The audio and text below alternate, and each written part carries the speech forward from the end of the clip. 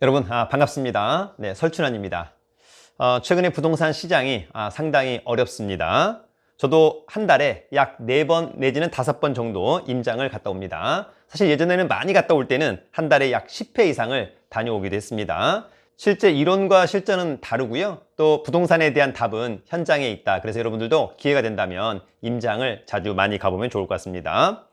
최근에 마곡과 검단 신도시, 청라 등을 다녀왔는데 언론에서 나온 뉴스와 현장이 다른 경우가 상당히 많았습니다. 그러나 누가 뭐라고 해도 최근 금리의 급등과 차후 1, 2년 동안 고금리 등의 영향으로 시장은 더욱 어려울 것이다. 여기에는 거의 대부분의 사람들이 동의하고 있는 것 같습니다. 집값 하락 그리고 거래 절벽이 현재 시장을 잘 대변해주고 있는 그런 단어이자 문장이라고 생각합니다. 이에 정부가 부동산 연착륙을 위해서 선제적으로 투기 과열 지구 등 부동산 규제 지역 추가 해제를 검토하겠다. 또 대출 규제 등을 완화한다라고 합니다. 상당히 반가운 소식이라고 할 수 있겠습니다.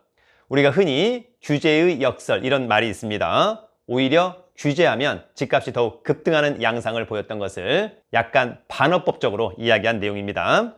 다만 규제를 하려면 항상 선제적으로 하는 게 중요하다. 또 규제를 풀려면 역시 선제적으로 하는 것이 중요하다고 생각합니다.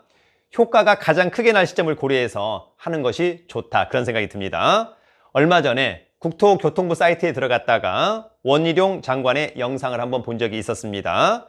부동산 정책에 대한 또 부동산 문제에 대한 제대로 된 내용, 식견을 가지고 있다라고 보였습니다. 사실 부동산은 여야를 떠나서 고민하고 또 누구나가 행복하고 평안하게 거주할 수 있는 공간을 누구나 집 한 채는 쉽게 가져야 된다고 생각하고 정부도 그런 부분에서는 대폭 지원이 필요하다고 생각합니다.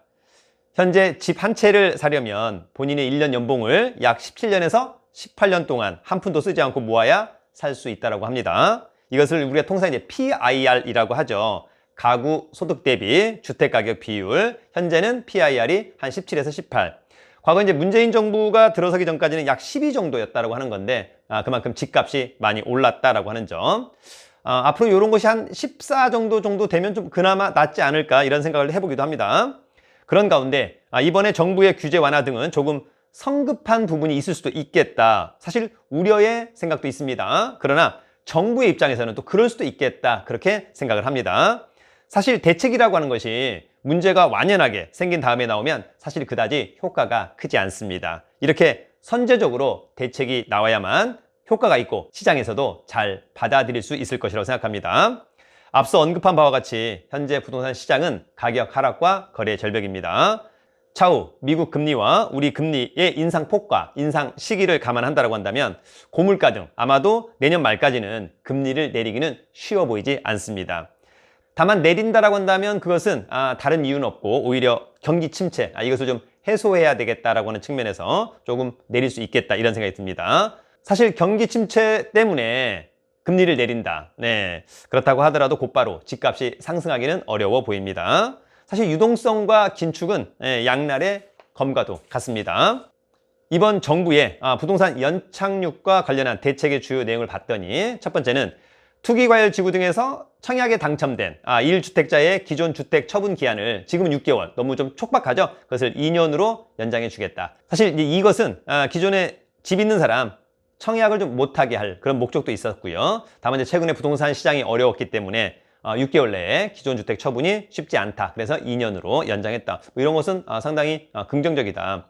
두 번째는 이제 중도금 대출 보증도 확대했습니다. 기존에는 이제 9억 원 이하까지, 그러나 이것을 12억 원 이하까지. 세 번째는 국토부가 다음 달 주거정책 심의위원회를 열어서 규제지역 추가 해제를 검토한다고 합니다. 사실 우리가 여러분 투기 과열지구냐, 조정대상 지역이냐, 비조정대상 지역이냐에 따라서 많은 것이 달라집니다. 대출 상당히 좀 차이가 많죠. 더불어서 세금도 차이가 있고 전매 제한, 청약, 정비사업. 이를테면 조합원 지위를 어느 순간까지 또 이렇게 해야만 승계한다 등등 다양한 차이가 있습니다. 사실 이제 개인적으로는 현재 투기과열 지구가 서울과 경기, 인천과 세종인데요. 개인적으로는 서울과 경기를 제외한 시장이 가장 좀 힘들어 보이는 인천과 세종은 투기과열 지구를 좀 풀어줘야 하지 않을까 생각합니다. 반면에 조정 대상 지역에서는 최근 집값 하락이 크고 매물이 급증한 곳을 위주로 선제적으로 풀어주는 것도 하나의 좋은 방법이라고 생각합니다. 정부가 이 부분을 많이 고민할 것으로 보입니다.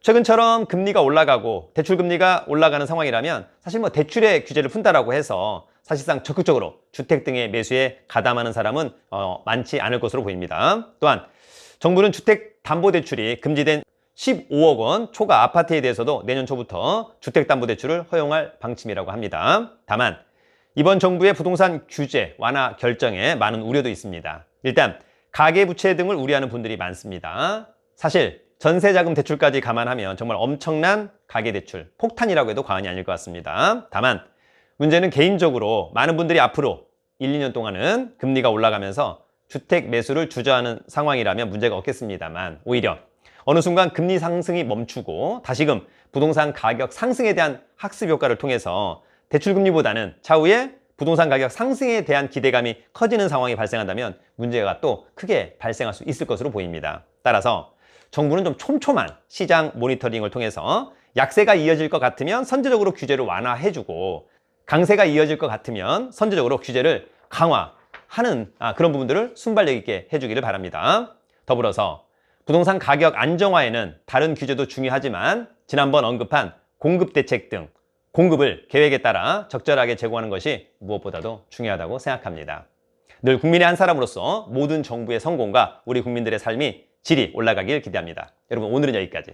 오늘도 설레이는 하루 스스로 만들기 바랍니다. 파이팅!